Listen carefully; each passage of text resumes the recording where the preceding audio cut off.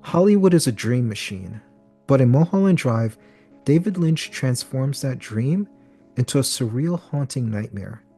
It's a film where nothing is what it seems, where ambition clashes with identity, and where reality itself seems to fracture. At its heart is a story of Betty Elms, a starry eyed actress with big dreams, and Rita, a woman with no memory of who she is. As they piece together the mystery of Rita's identity, Lynch takes us on a journey that's part psychological thriller, part love story, and entirely unforgettable. But this is no ordinary mystery. It's an exploration of Hollywood's dark side, our dreams, and the lies that we tell ourselves to survive. It's a puzzle that invites every viewer to see something different and leaves you questioning everything long after the credits roll. Welcome to Decoding the Classics, the show where we dive deep into the films that could be called the greatest ever made. I'm Sean Weathers. And I'm Angus Combe. Today we're attempting to unravel the mysteries of David Lynch's surreal masterpiece, Mulholland Drive, a film that continues to fascinate and confound audiences even decades after its release. But is Mulholland Drive truly deserving of its reputation as one of the greatest movies ever made? Let's break it down and find out. After the recent passing of David Lynch, we wanted to start off this series by celebrating the man that was one of my favorite filmmakers. He had a unique style that blended surrealism, mystery, and psychological depth. While his filmography is vast, this, in my opinion, is Lynch's most balanced work. Many consider Mulholland Drive to be the pinnacle of his career. Over 20 years later, Mulholland Drive hasn't just stood the test of time, it's grown in stature. Generations of film lovers and critics continue to discover and dissect its mysteries, earning its spots on countless greatest of all time lists. It's a film that doesn't age, it evolves. It was named the best film of the decade by the Cahiers du Cinéma and topped the BBC's list of the 21st century's greatest films. Even Roger Ebert revised his initial mixed review, calling it one of Lynch's finest achievements. The film has achieved a rare 91% on Rotten Tomatoes from over 150 reviews. Lynch's films are polarizing, and Mulholland Drive is no exception. Some audiences were bewildered, others captivated, but what's undeniable is its impact. Over time, it's gained a devoted following and become a touchstone for cinephiles worldwide. On sites like Letterboxd and Reddit, there are thousands of discussions and theories from fans about its meaning, making it a movie that continues to be talked about by dedicated audiences. Lynch's non-linear storytelling, dream logic, and blending of genres have inspired countless filmmakers. The way he uses narrative ambiguity has become the blueprint for experimental cinema. It's a masterclass in subverting expectations, breaking down the barrier between reality and fiction, and creating an emotional experience over a literal one. Filmmakers such as Christopher Nolan, Ari Aster, and many more have cited Lynch's influence in their work, using techniques similar to those used in Mulholland Drive to unsettle and challenge audiences. Peter Deming's cinematography captures the beauty and darkness of Hollywood, and Angelo Badalamenti's score is unforgettable. The sound design, too, is uniquely immersive and unsettling. The film is meticulously crafted, with every technical aspect contributing to its dreamlike, eerie atmosphere. The film was shot on 35mm, enhancing the classic film noir feeling. The editing is also noteworthy, with abrupt cuts and transitions that enhance the dreamy and disjointed feeling that the film creates. Originally conceived as a TV pilot, it transformed into a cinematic masterpiece. It represents the culmination of Lynch's career-long exploration of dreams, identity, and the darker side of human nature.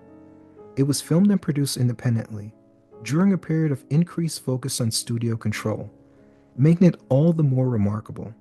It highlights the importance of independent voices in cinema. This film is a biting critique of Hollywood, the illusions it sells, the dreams it shatters, and the dark truths hidden beneath its glamorous surface.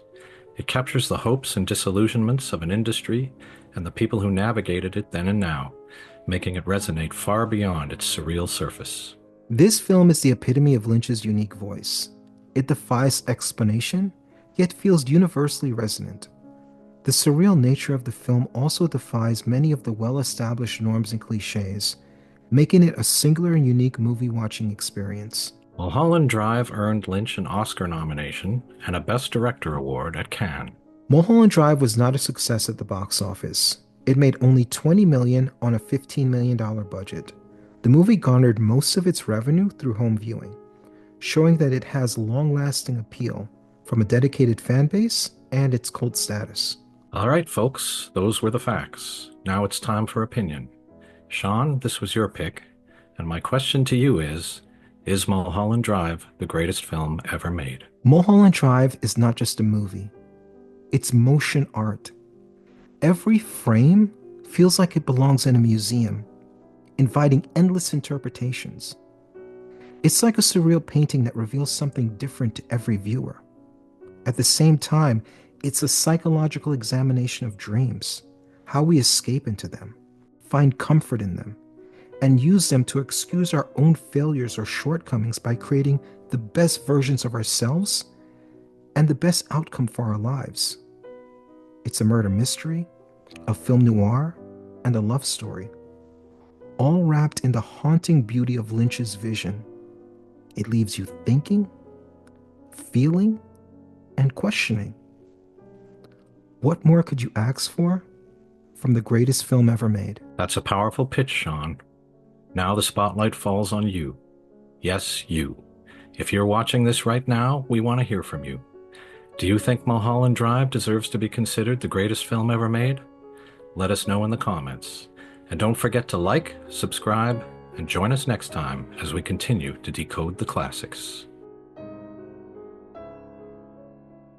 What is your take on Mulholland Drive? You said you did like it more on this viewing. I did, yeah. I mean, I always liked it, but I think I felt like it was kind of, it got a little crazy at the end, and I couldn't really understand it or something, So I That's still, interesting because yeah, this is one of his easier movies to follow. yeah, yeah. Well, for the first two-thirds, for sure, or maybe even three-quarters, and then I just thought, ooh, what's happening? But watching it this time, I felt like I understood it better than ever before. Mm. Even though I could see there are different ways to interpret it and it could mean something different to everyone, but it really seemed to make sense to me this time. I really felt it and I loved it. I thought it was really, really good. So I can now understand why someone might call it the best movie or one of the best movies ever made. Yeah, yeah. I know I definitely liked it more than you did. So that's why when I wrote this, I'm like, I'm not even gonna, ask him, like, Yeah. does he want the ending monologue? Because I'm like, listen, Yeah. I like this movie more than anyone I know that have seen it. Yeah. Because I'm a huge fan of Lynch. I love experimental filmmaking. It's one of my regrets that I haven't watched more experimental filmmaking. And the what's Eraserhead. I love Oh, that yeah. movie so much, but Yeah. you can't really ever consider Eraserhead the greatest movie ever made, but it's a great movie. Yeah. And even though I love Lynch, when I looked at his filmography, this is the only movie that could. I mean, most people would disagree with me. I love it, but Yeah. even the people that like it may disagree. But this is the only one that could have been part of this show format. So, Yeah.